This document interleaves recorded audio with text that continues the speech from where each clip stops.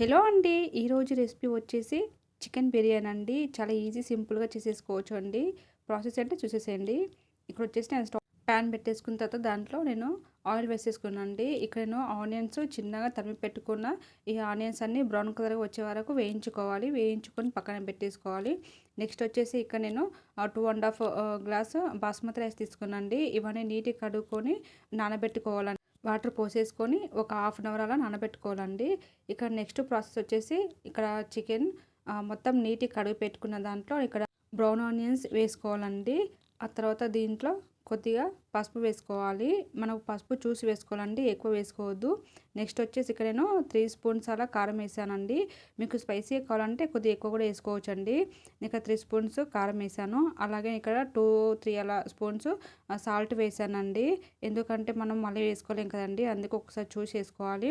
Next వచ్చేసి ఇక్కడ నేను అల్లం వెల్లుల్లి పేస్ట్ వేసుకున్నానండి. 3 స్పూన్స్ అలా అల్లం వెల్లుల్లి పేస్ట్ ఎక్కువ ఉంటే టేస్ట్ బాగుంటుందండి. నెక్స్ట్ వచ్చేసి ఇక్కడ నేను పెరుగు వేసుకున్నానండి. చిన్న ప్యాకెట్ అంతా పెరుగు వేసుకున్నానండి. ఇక్కడ వచ్చేసి నేను గరం మసాలా వేసానండి. మనం బిర్యానీ పౌడర్కి వేసుకుంటాం కదండి, నార్మల్ రైస్ వేసుకుంటాం కదండి, ఆ మసాలా వేసుకోవాలి. తర్వాత ఇక్కడ నేను జీరా పౌడరు, ధనియా పౌడర్ వేసాను. అలాగే ఇక్కడ నేను కొత్తిమీర వేసానండి. తర్వాత ఇక్కడ నేను పుదీనా కూడా వేసానండి. నెక్స్ట్ వచ్చేసి ఇక్కడ ఇలాచి, లవంగాలు, చెక్క ఇవన్నీ వేసేసుకునండి. అలాగే మరాఠీ మొగ్గ, అనాస పువ్వు ఉంటే కూడా వేసేసుకోండి. ఇక్కడ నా దగ్గర లేదని వేసుకోలేదు. నెక్స్ట్ వచ్చేసి ఇక్కడ బిర్యానీ ఆకు వేసానండి, చిన్న కట్ చేసుకొని. తర్వాత ఇంకా 2 నిమ్మకాయలు పిండుకున్నానండి. దాంట్లో మన నిమ్మకాయ కంపల్సరీ పిండేసుకోవాలండి. అన్నీ వేసేసుకోవాలండి. ఇవన్నీ వేసుకున్న తర్వాతకు నీట్గా కలుపుకోవాలి. ఆ ముక్కకు మొత్తం ఉప్పు, కారం, పసుపు, అల్లం వెల్లుల్లి పేస్ట్ మనం వేసిన మసాలాలు ఉన్నాయి కదండి, అవంతా మిక్స్ అయ్యేటట్టు నీట్గా కలుపుకొని ఒక 1 అవర్ అలా పక్కన పెట్టుకోవాలండి. మీరు కావాలనుకుంటే ఒక హాఫ్ అన్ అవర్ కూడా ఉంచుకోవచ్చండి. వీలైతే మీరు డీప్ ఫ్రిడ్జ్లో పెట్టుకోవచ్చండి. ఒక 10 మినిట్స్ అలా తొందరగా ముక్కకు మంచిగా అన్ని మసాలా అంటాలంటే మీరు ఒక 10 మినిట్స్ అలా డీప్ ఫ్రిడ్జ్లో పెట్టుకోవచ్చు.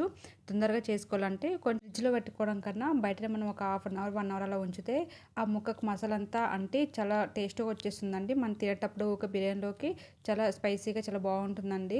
ఇక్కడ నెక్స్ట్ వచ్చేసి స్టవ్ పైన ప్యాన్ పెట్టేసిన తర్వాత దాంట్లో ఆయిల్ వేసేసుకున్నానండి. ఆయిల్ వేసేసుకొని మనం ఇంతకుముందు కలిపి పెట్టుకున్న ముక్కలని ఉన్నాయి కదండి, ఇక 1 అవర్ అలా నానబెట్టుకోనండి.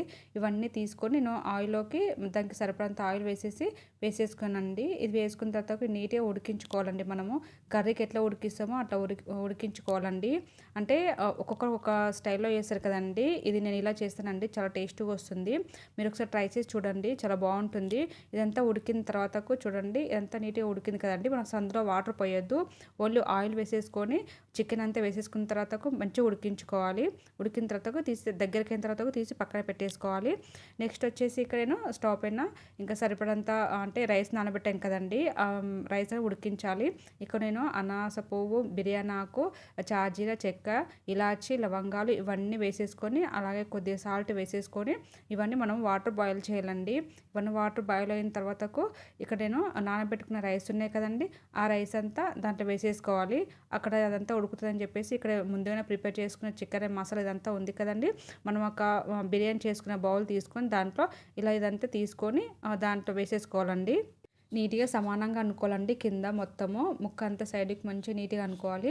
తర్వాత ఇక్కడ రైస్ అంతా కుక్ అయిందండి. మనం ఇక్కడ రైస్ అనేది 70% అలా ఉడికించాలండి, ఎక్కువ ఉడికించొద్దు. మనకు బిర్యానీ మళ్ళీ ఒకసారి మళ్ళీ సిమ్లో పెట్టించి మళ్ళీ ఉడికిస్తాం కదండి, అప్పుడు అనేది మొత్తము రైస్ అంతా మెత్తగా అయిపోతుంది, బిర్యానీ ఫ్లేవర్ లాగా రాదండి. అందుకే మనం 70% అలా ఉడికించుకోవాలి. ఆ తర్వాత ఇక్కడ ఉడికిపోయిందండి, తీసి మనం ఇంతకుముందు కింద మసాలా చికెన్ మొత్తం వేసాం కదండి, దానిపైన ఒక 2 అలా స్పూన్స్ అలా రైస్ మొత్తం వేసేసుకోవాలి. తర్వాత మనం బ్రౌన్ ఆనియన్స్ ఉన్నాయి కదండి, అవన్నీ వేసేసుకోవాలి.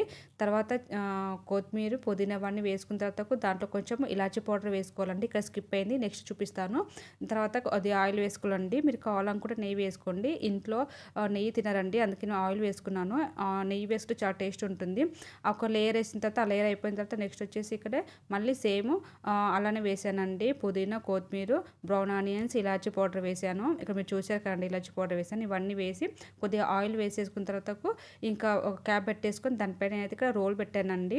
ఒక 10-15 మినిట్స్ అలా ఉంచాలండి, సిమ్లోనే ఉంచాలి. తర్వాతకి ఇంకా రైస్ అయిపోయిందండి. చూడండి, చాలా స్మెల్ చాలా బాగా వస్తుందండి. మీరు ట్రై చేయండి, చాలా బాగుంటుంది. ప్లీజ్ లైక్ చేయండి, షేర్ చేయండి, సబ్స్క్రైబ్ చేసుకోండి. Thank you for watching.